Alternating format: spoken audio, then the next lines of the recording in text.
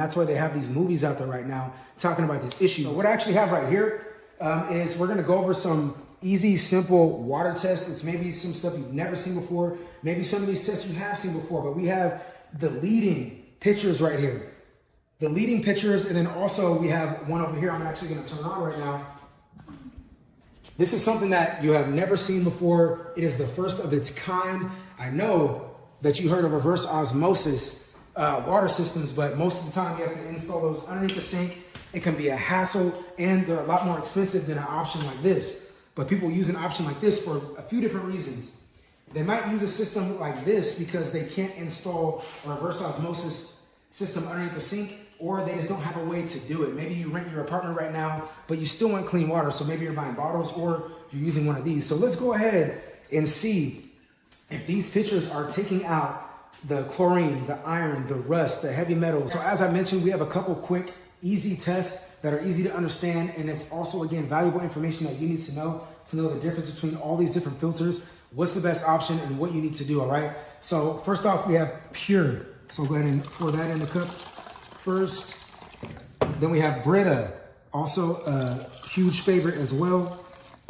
And then the other top dog, which is, it'll spill, but that's all right, zero filter, all right? So we also have the reverse osmosis bottled water. So let's go ahead and put that in the bottled cup here.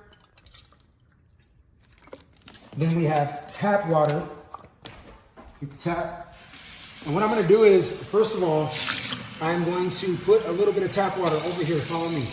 Let's go ahead and put this in the pan. Let's turn this on and let's boil this water, all right? Because a lot of people think that boiling the water is gonna get rid of the contamination and become healthy water, all right? So let's just see if that's the case or not. So let's go ahead and fill that tap water up as well. And now, no, come back. So we're gonna actually be filling up the water guy's pitcher as we're doing these tests. And then we're gonna test the numbers that come from the reverse osmosis water guy's pitcher. Again, it's hands-free. You don't need to stay next to the sink filling that up over and over, wasting a bunch of time. So let's go ahead and see what we got, all right? The first test that we're gonna do is a TDS test. That stands for total dissolved solids, all right? So anything that is a solid, me, you, your hopes and dreams, all right? It's gonna show up as a number, and we hope that number is below 50. That is the drinking water regulation for purified water. If it's above that, no can do, it's hard water. And that's usually why you get that dry, itchy skin when you drink that water, or when you shower in that water, or if you drink water that's highly contaminated. I talk to people that can't even really keep it down. If I touch any type of water that's not purified water, I know right away. So you probably know exactly what I'm talking about, all right? So let's go ahead and see what we got here. So number one, we got Pure. Wow, what is that, 298, 300?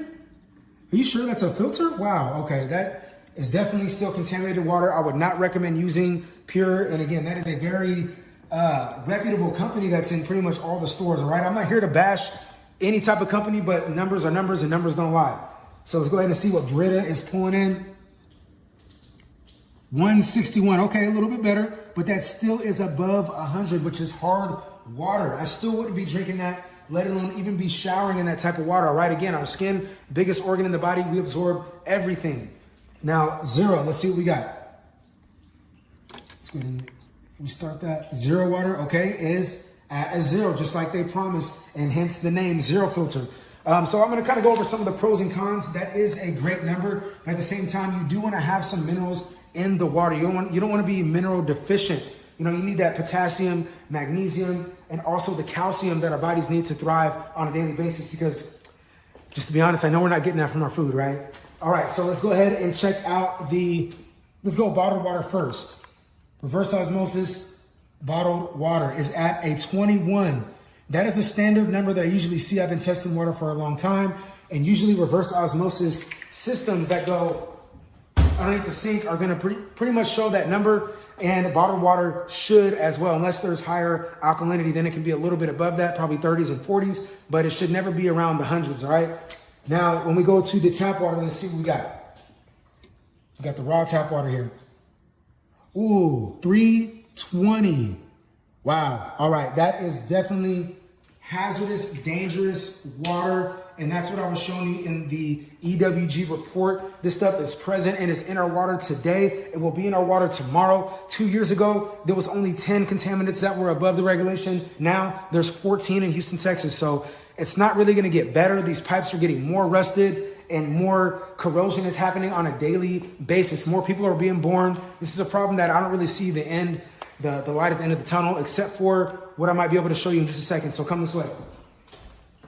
So this is, again, the one-of-a-kind water guys pitcher reverse osmosis that does not need any type of electrical power to create the water and to clean it the way that it is going to be created. There's no electricity needed, all right? So there is no power that's needed for this. The water pressure is going to give it all the power that it needs, and the filter does work. So let's go ahead and check it out so I can prove that to you. So let's go ahead and put the water in the water guy's cup up. It's trying to escape. And we'll go ahead and just set this pitcher right here. And now let's see what number we're pulling in here, all right? So as you can see, it's at a 0. 16, 17, even less than everybody's all-time favorite drinking water, the bottle. All right, so when it comes to bottled water, there's a lot of plastic that's being used. We know that we need to clean up the earth, so this is a great way to be able to transfer all that money that you're spending into something that is cheaper, more reliable, and guess what? You don't have to leave the comfort of your home. You can just put your pitcher into the stand right there, and it's gonna fill it up for